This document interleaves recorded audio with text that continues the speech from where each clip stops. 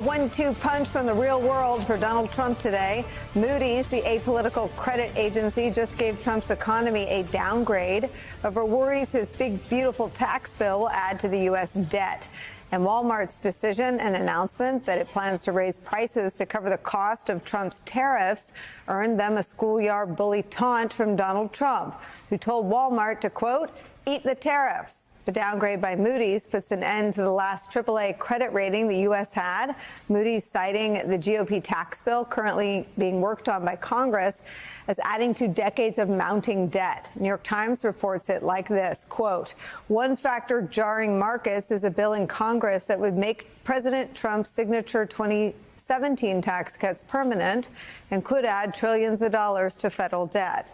The U.S. credit rating downgrade and worries about debt and deficits could further upset financial markets if they begin to shake the safe haven status of Treasury bonds. Here's what one Federal Reserve official told our friend CNBC's Steve Leisman. With that downgrade, it will have implications for the cost of capital and a bunch of other things. And so it could have a ripple through the economy. Today, things are very much in flux. There's a lot of uncertainty. One of the key drivers of that uncertainty, Donald Trump's tariff scheme. As the country's largest retailer warns that prices there could go up as soon as the end of this month because of those tariffs, Trump is lashing out at them, of course, saying this, quote, between Walmart and China, they should, as is said, all caps, quote, eat the tariffs and not charge valued customers, all caps, anything. I'll be watching, and so will your customers, 3 exclamation points.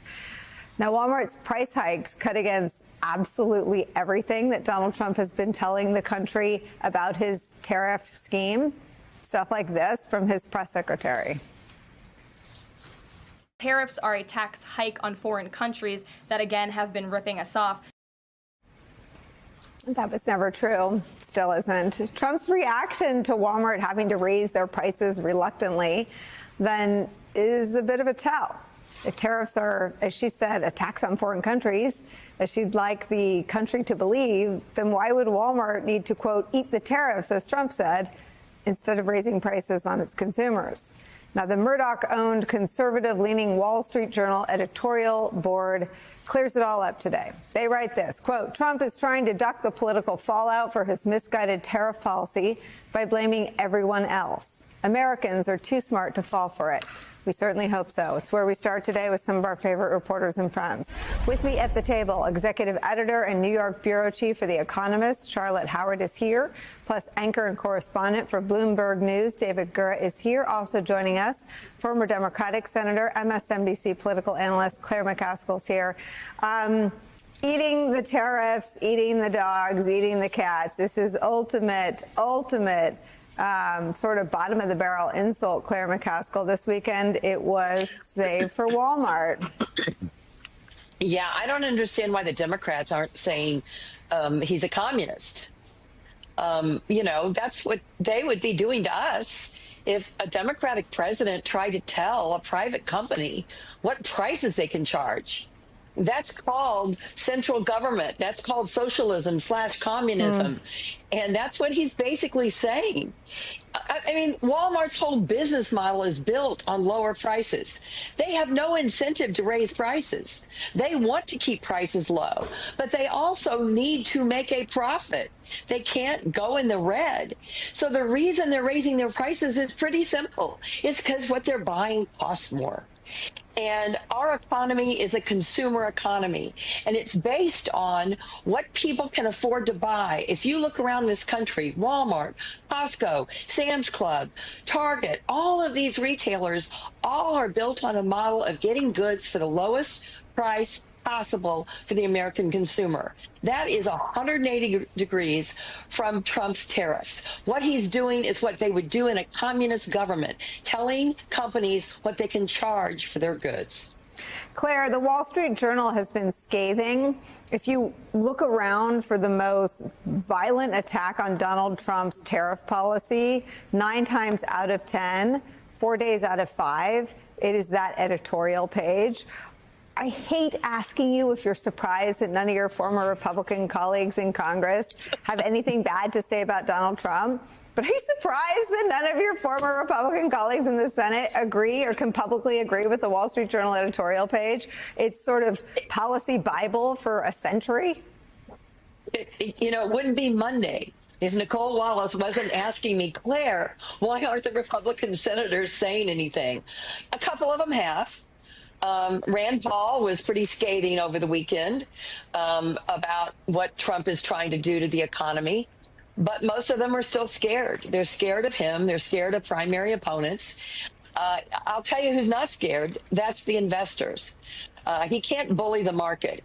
He and the richest man in the world that he hangs out with may be able to bully Republican politicians that want their job more than their integrity, but he can't bully the consumer who's going to see higher prices, and he can't bully the investors who are letting their voices be heard on Wall Street. Joining us now, political strategist Lucy Caldwell. She served as campaign manager for Joe Walsh in the 2020 Republican presidential primary. Welcome. Let them eat tariffs. Let them eat tariffs. It's like his own Marie Antoinette moment, isn't it? Yes. Really is. So the Walmart debacle, and to be clear, Walmart is just who we're talking about because that's who the White House has decided to single out here on this, because they did speak up on their earnings call and say, do not be surprised. We're going to have to end up passing some of these costs on to you all. And as an economic reporter cautioned me the other day, they said, well, they don't have to, but they have a responsibility to the shareholders, so they're choosing to. Here's my thing. Are Republicans not concerned that you have the president of the United States trying to tell the companies what to do, the CEOs? Like, it feels a little communist-esque to me. Yes, it's a little kind of... it's a bit kind of command and control. It's not so free enterprise. I don't know. Yeah, it is. It's giving a bit of socialism. It's interesting. I was thinking about his attitude toward the Walmart CEO and his attitude toward CEOs in general in industry.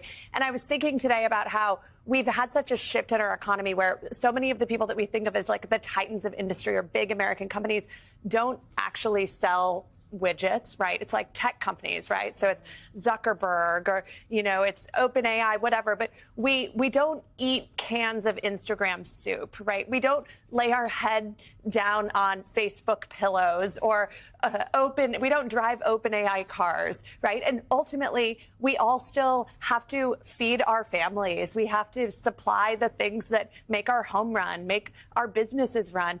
And so really, I think Trump is putting himself where he's up against a wall in just ignoring the very fact that, look, there is supply and demand, right? Demand for food, for affordable groceries at Walmart is not going down. And the let them eat tariffs, that is not going to work. And it's going to show up electorally a lot sooner than he thinks. A can of Instagram soup feels like some millennial dystopia. It does. But there's the issue here that he is still, and this is the thing he does, he's claiming it all as a win. And he can't seem to decide if this is his economy on the days that it is good or Joe Biden's economy on the days that it's bad. This from Politico, I think, sort of summed it up. The White House is indiscriminate about what announcement it claims come from the Trump effect. Some have been in the works for years. Simone, you were referencing that. Others are in line with what the company would have invested regardless of the tariffs. Some are inflating, adding previous investments to new pledges. So he has lost, and yet he is going to take a victory lap. Politically, how do you contend with that mixed messaging? Well, I really think that we have to blame some of our media institutions and people who are letting him do this narrative, right? If we're going to focus in on millennials, we will have no hot tariff summer, right? We have got to cut him off at the bend, because what happens is that we're in this cycle where, and by the way, Donald Trump's economic policy has been like the biggest gift to meme makers that there ever was, right? Because we've all seen the meme of like the guy and he's pressing the button, like does something bad, rolls it back, does a good thing, does the bad thing, right? So, but we're now getting socialized, and it's not funny, right? This is how authoritarians normalize people to their insanity and incompetence. Exactly. We're socialized to the idea like, oh, actually it's okay because he paused the China tariffs. So now the economy is recovering from the burst. Or, oh, actually, we do have supplies coming into the LA port. We have supplies coming in because companies are bracing to be able to make sure that they get supply in, as we've just heard. And so we have to stop doing that. We have to stop ever praising. Downgraded the U.S. Yields did not rise at that point. It did not become more expensive for the American government to borrow money. Now yields are rising Explain about 5%. So back in 2011, it was still considered, America was still considered to be a safe haven for investment. Like a good bet. A good bet that you could borrow money, that the American government could borrow money and pay it back. And now you see investors starting to doubt that. And you see that today in the rising yields. And so the question is, how do these puzzle pieces fit together? Why are yields now rising when in 2011 they didn't? And you're right that Democrats and Republicans are to blame for the fiscal situation. What is new? Trump is new. Tariff uncertainty is new. Attacks on the Federal Reserve are new. And, the tariff policy, hugely chaotic. Even over the weekend last week, we heard Trump admitting that they don't have the capacity to negotiate with countries. So they're just going to send out letters to many countries telling them what the tariffs will be, the tariff rate will be in the next few weeks. That implies that the countries won't respond. I mean, it just is very evidently a chaotic policy.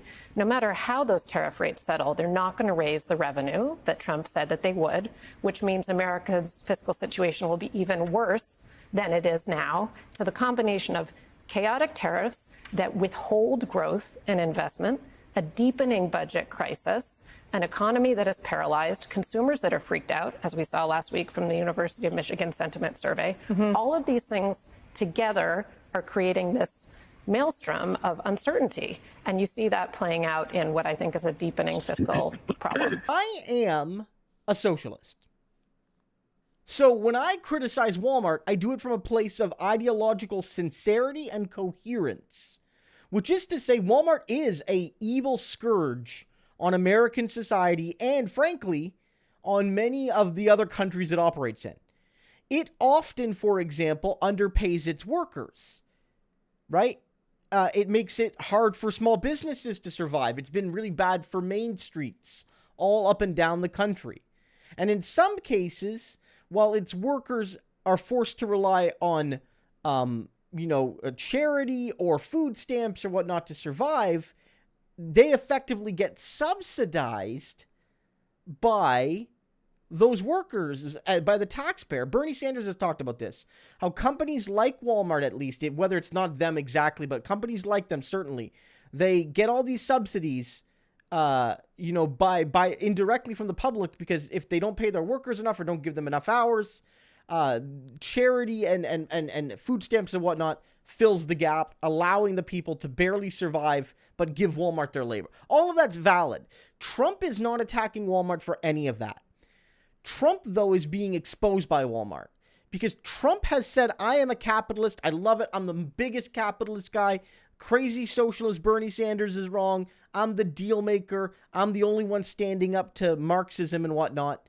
And yet, Donald, what Walmart is doing is a direct result of your ideology.